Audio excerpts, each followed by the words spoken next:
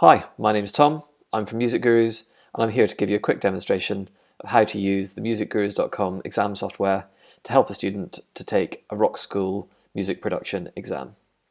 So, the first thing that you need to do is head over to musicgurus.com/exam, like that, and then you come to this page and you just need to enter in, or the student needs to enter in, their candidate ID. So I've got a test one here, and then hit sign in. So this student is registered for grade 1 music production.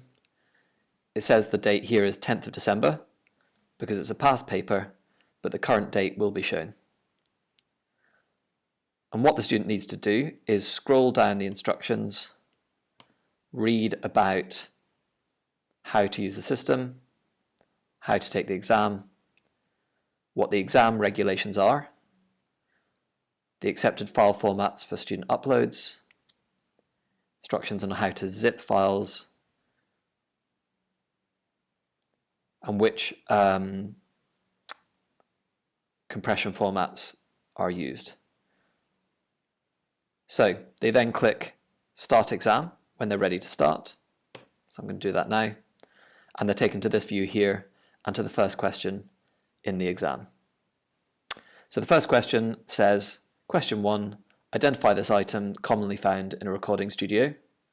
And there's an image of a microphone. So I'm going to choose microphone and click Submit Answer. And at this point, the student's automatically moved on to the next question.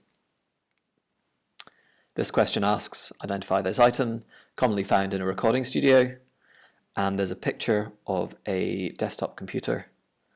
So I'm going to choose computer as my answer and submit the answer.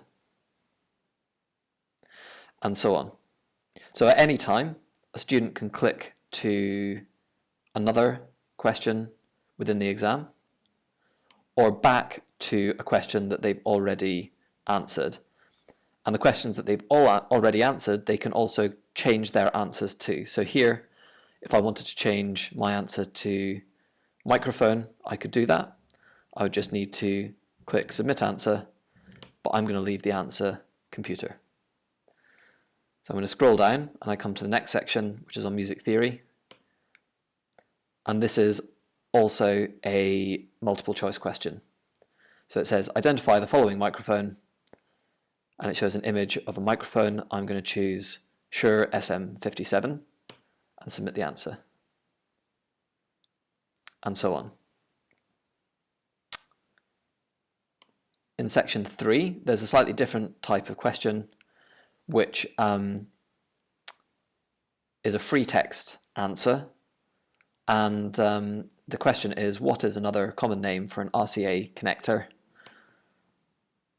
I'm going to say phono jack and submit the answer. In section 4, there's another type of question again. This time there's an audio file that accompanies the question. The question is, which instrument can you hear? So I click play. I can hear a drum kit, so I'm going to choose drums and submit the answer. So here in question 5, there's another type of question again. It says, create a session in your DAW, complete a task and submit the zipped project folder of your DAW session. And there's a list of tasks for the student to follow.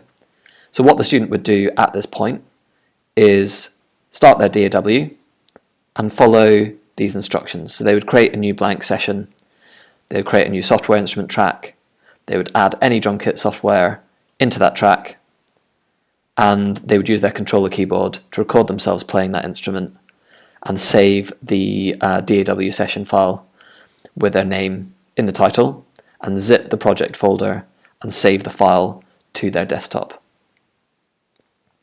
Once they'd done that, they would click continue,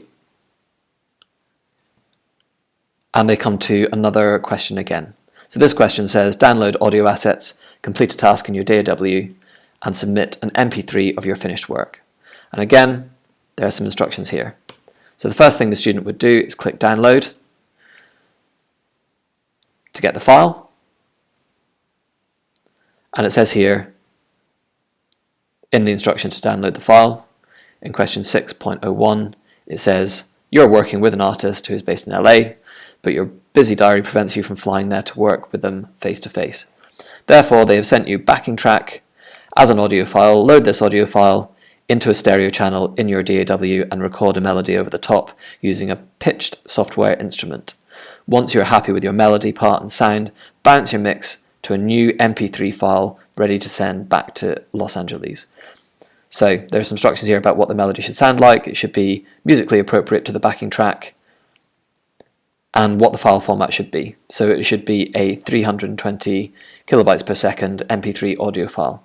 So once they'd completed this task, they would click continue, and then they would be at the end of the exam. So at this point, what they need to do is upload their files that they've created by scrolling down to the relevant questions.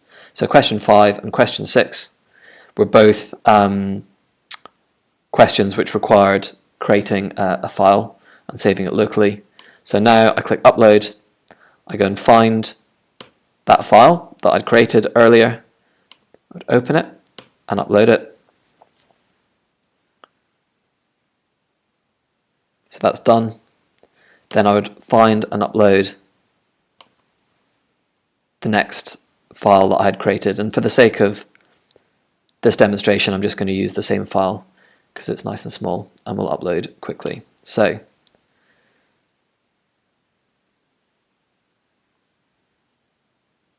that's done,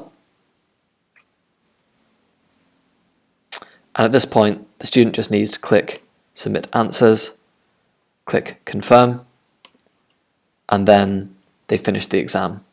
And it says thanks for taking part in Rock School, Music Production Grade 1 exam, and the date. And they're finished.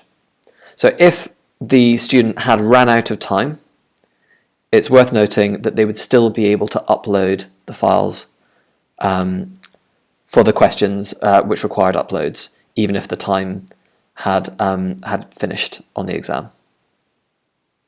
So that's it. Thank you very much for watching.